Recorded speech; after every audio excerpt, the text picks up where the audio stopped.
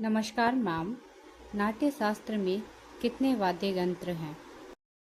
जैसा आपको पता है कि नाट्य शास्त्र एक प्राचीनतम ग्रंथ है जिसमें संगीत के बारे में बहुत सुंदर जानकारी दी गई है। तो उनके अनुसार, भरत मुनि जी के अनुसार, नाट्य शास्त्र में 4 प्रकार के वाद्य यंत्रों का वर्णन मिलता है। तत्, सुषिर, घन और अवनद। और तत् का ही एक प्रकार है वितत। तो हम कंफ्यूज न हो कि वितत कोई अलग से है, तत् का ही एक प्रकार है वितत। अब तत् क्या हुआ? तंत्र, अर्थात जिसमें कि तारों का प्रयोग होता है। 1 से लेके 100 तक के तारों के प्रयोग से जो ध्वनि उत्पन्न होती है, वो तत् वाद्य यंत्र के अंतर्गत आता है। जैसे वीणा हो गया, सितार हो गया, गिटार हो गया। इस प्रकार के जितने भी वाद्य यंत्र हैं, वो कहे जाते हैं तत्। और इसी का जो प्रकार है वितत, वितत के अनुसार जिसमें भी स्ट्रिंग लगे हुए हैं, उसको किसी और अन्य किसी चीज की सहायता से, लकड़ी से या किसी और उपकरण की सहायता से बजाया जाए तो वो वितत कहलाता है। जैसे सारंगी, वायलिन आदि।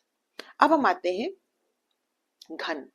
घन जो वाद्य यंत्र हैं, वो वाद्य यंत्र ऐसे होते हैं जिनको धातु की आवाज से जो ध्वनि उत्पन्न होती है, जैसे घन शब्द से ही लग रहा है कि एक ध्वनि ऐसी उत्पन्न होगी, तो उसमें मंजीरा आता है। अगला आ गया सुशिर। सुशिर है जिसको फूंक के माध्यम से फूंक करके बजाया जाए, वो वाद्य यंत्र सुशिर होता है। तो सुशिर में बांसुरी आ सकती है, शंख आ सकता है। तो फूंक के माध्यम से जो वाद्य यंत्र बजते हैं, उसे सुशिर कहा जाता है। अब हमारा बचा अवनद। अवनद वो है जिसमें कि ताल बजाया जाए और जो चमड़े की खाल जिसके ऊपर रखी हो ताकि एक आवाज आए, एक थाप के साथ बजाया जाए, तो उसको हम अवनद कहते हैं। जिसमें तबला आ सकता है, मृदंगम आ सकता है, पखावा जा सकता है आदि। तो इस प्रकार से 4 वाद्य यंत्रों की एक परिकल्पना की गई है। तत्, सुशिर, घन और अवनद। इनके अंग्रेजी नाम भी मैं आपको बताती हूँ।